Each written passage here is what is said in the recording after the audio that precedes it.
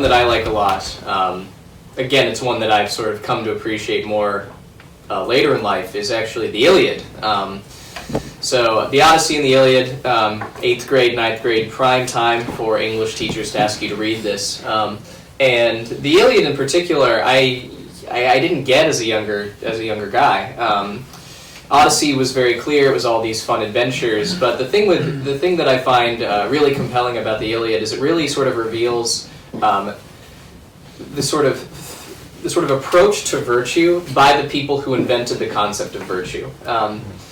So the Greeks had this word called arete, meaning like human excellence, human flourishing, essentially fulfilling the every potentiality that a man has.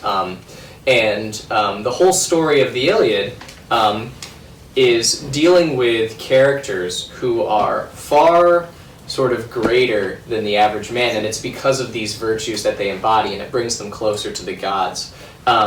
But it's also this really kind of profound meditation on death, because one of the big things that Achilles, the hero, has to decide is whether to, on the one hand, not die and live a life of sort of modest obscurity, or on the other hand, to die and know he's going to die, but go out blazing in battle such that his name will be remembered from generation to generation.